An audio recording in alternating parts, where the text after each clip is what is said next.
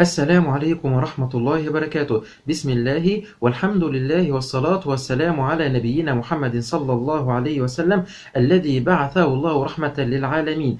أياما معدودات مضى ثلثي رمضان وما بقي إلا الثلث، مضى 20 يوما من رمضان وما بقي إلا 10 أيام، وفيها ليلة هي خير من 1000 شهر. الله عز وجل يقول فيها: إنا أنزلناه في ليلة القدر وما أدراك ما ليلة القدر، ليلة القدر خير من 1000 شهر، تنزل الملائكة والروح فيها بإذن ربهم من كل أمر، سلام هي حتى مطلع الفجر. الله عز وجل سيدنا جبريل سأل النبي صلى الله عليه وسلم: لماذا ينزل سيدنا جبريل في هذه الليلة ألا وهي ليلة القدر؟ فقال له النبي صلى الله عليه وسلم: يا جابر، ليتفقد القرآن. أي سيدنا جبريل بينزل الأرض في هذا اليوم ليتفقد القرآن. هذه الليلة القرآن ثم القرآن ثم القرآن.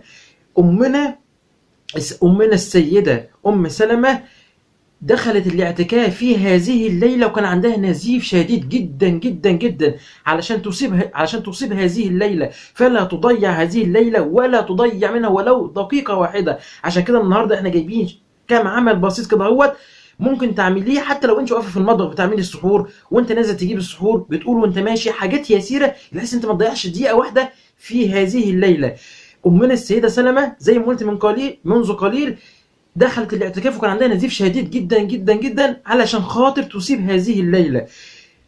الحرف الواحد في القرآن، لو انت قرأت حرف واحد في القرآن ب600 ألف حسنة ويزيد. الحرف الواحد وانت بتقرأ في القرآن الحرف الواحد بس ب600 ألف حسنة ويزيد. الصفحة الواحدة ب100 ختمة، الصفحة الواحدة في القرآن ب100 ختمة. الحزب الواحد اللي هم ال4 في القرآن ب1000 ختمة. يا الله، 4/4 حزب واحد ب1000 ختمة. تخيل 4/4 هياخدوا معاك كام؟ مش هياخدوا معاك 10 دقايق. 10 دقايق تقرا فيهم 4/4 حزب في القرآن، بما يعادل في هذه الليلة ب1000 ختمة.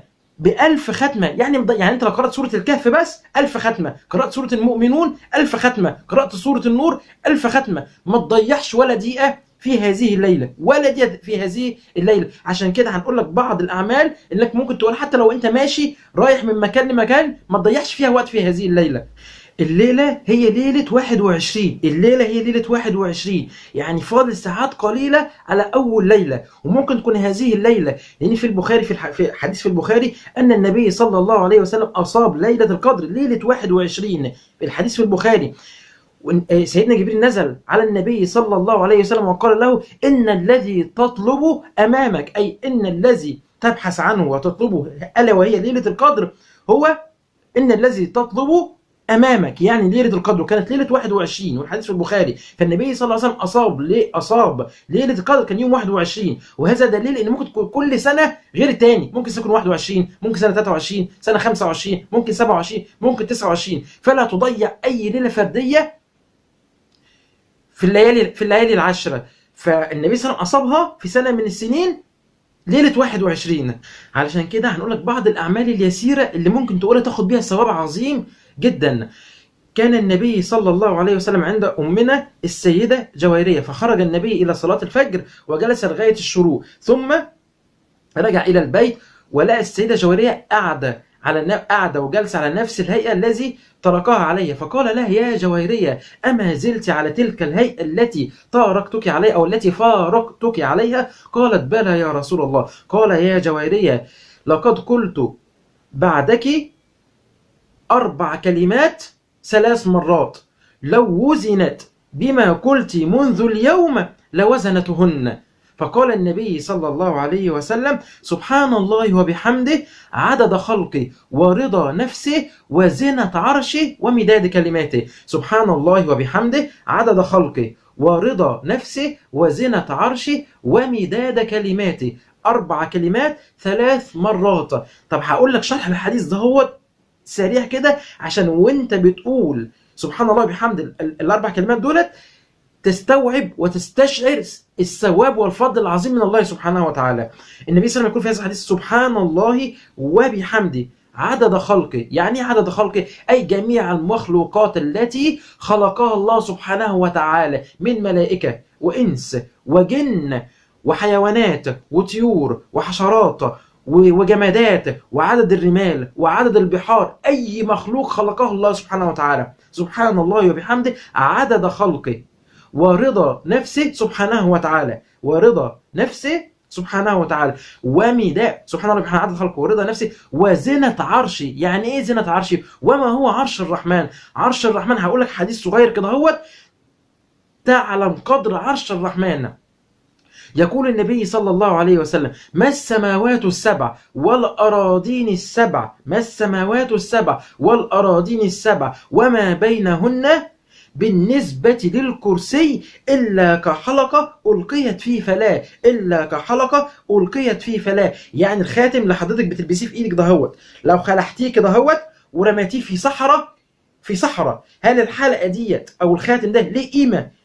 في الصحراء ليس له أي قيمة، مش هيبان، ليس له أي قيمة. كذلك السماوات السبع، كما قال النبي صلى الله عليه وسلم: السماوات السبع والأراضين السبع وما بينهن بالنسبة للكرسي إلا كحلقة ألقيت في فلاة. وكما قال سيدنا عبد الله ابن عباس: والكرسي موضع قدم الرحمن، والكرسي موضع قدم الرحمن. ويقول النبي صلى الله عليه وسلم: وأما الكرسي بالنسبة للعرش، وأما الكرسي بالنسبة للعرش إلا كحلقة ألقيت في فلاة. ليس لها قيمة هذه الحلقة اللي هتبقى في صحراء، ليس لها أي قيمة إلا كحلقة ألقيت في فلاة. والله سبحانه وتعالى بذاته على العرش، والله سبحانه وتعالى بذاته على العرش. الرحمن وعلى العرش استوى، الرحمن وعلى العرش استوى. فأنت متخيل، أنت متخيل أنت بتقول هذا الذكر: سبحان الله وبحمده عدد خلقه ورضا نفسه وزنة عرشه ومداد كلماته. يعني مداد، يعني مداد كلماته. لو جبت جميع البحار اللي في الدنيا، لو جبت جميع البحار في الدنيا وخليتها حبر، خليتها حبر، وجبت جميع الأشجار اللي في الدنيا وخليتها أقلام، ما نفدت كلمات الله، ما نفدت كلمات الله.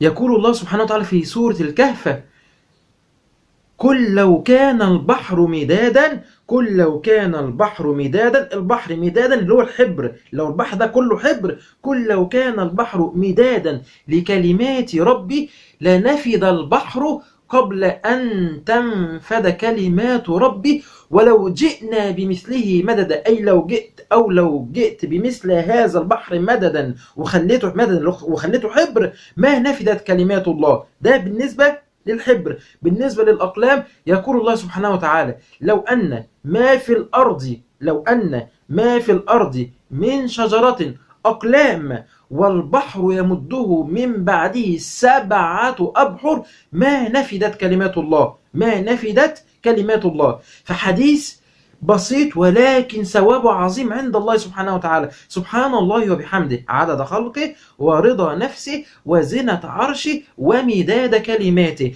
وعلى هذا الذكر وعلى هذا الحديث قيس، حط، هتشيل كلمة سبحان الله وبحمده، لأن النبي صلى الله عليه وسلم أوتي جوامع الكلم، فهتشيل سبحان الله وبحمده وحط أي ذكر أنت عايزه. هتقول مثلا: سبحان الله عدد خلقه ورضا نفسه وزنة عرشه ومداد كلماته، الحمد لله عدد خلقه ورضا نفسه وزنة عرشه ومداد كلماته، الله أكبر عدد خلقه ورضا نفسه وزنة عرشه ومداد كلماته، لا إله إلا الله عدد خلقه ورضا نفسه وزنة عرشه ومداد كلماته، لا حول ولا قوة إلا بالله عدد خلقه ورضا نفسه وزنة عرشه ومداد كلماته. وحط أيضا صيغة الصلاة على النبي: اللهم صل وسلم وبارك على نبينا محمد صلى الله عليه وسلم عدد خلقه ورضا نفسه وزنة عرشه ومداد كلماته. وطبعا أفضل صيغة الصلاة على النبي الصيغة الإبراهيمية اللي هي النص التشهد الأخير: اللهم صل وسلم، اللهم صل على محمد وعلى آل محمد كما صليت على إبراهيم وعلى آل إبراهيم إنك حميد مجيد،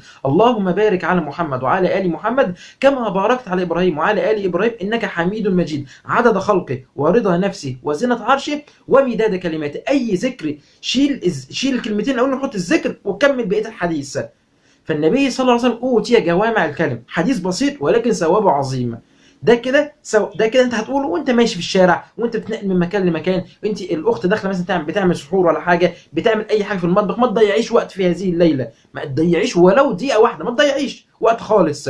ده كده عمل تاني. يقول النبي صلى الله عليه وسلم: من قال سبحان الله وبحمده 100 مرة حطت خطاياه ولو كانت مثل زبد البحر.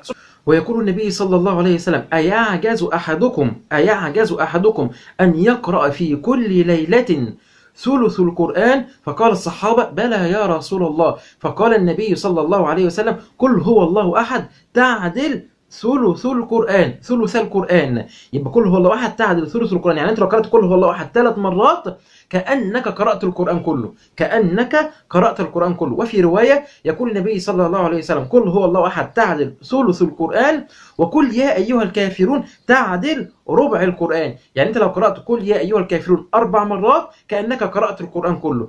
يكن في ميزان حسناتك قراءة القرآن العظيم كله، في ميزان حسناتك. أعمال يسيرة ولكن ثوابها عظيم عند الله سبحانه وتعالى. ويقول أيضا النبي صلى الله عليه وسلم: من قرأ قل هو الله أحد 10 مرات بنى الله له بيتا في الجنة. قل هو الله أحد 10 مرات مش هياخده في إيدك 4-5 دقايق.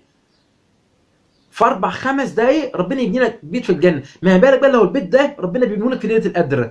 ما شكل وما قيمة هذا القصر في الجنة. أكيد هيبقى مميز في الجنة، أكيد مملكتك في الجنة، أكيد هتلاقي القصر اللي ربنا بناه لك في ليلة القدر هيبقى مميز عن بيت القصور. سبحان الله يعني.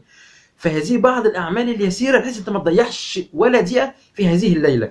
والله أسأل أن يبلغنا ليلة القدر ويرزقنا فيه ثواب ليلة القدر، ويرزقنا فيه خير القيام وخير العمل وخير الركوع وخير السجود وخير الصدقة. الله أسأل أن يرفع عنا الوباء وأن يرفع عنا البلاء بفضله وكرمه، ولا يحرمنا من ثواب ليلة القدر.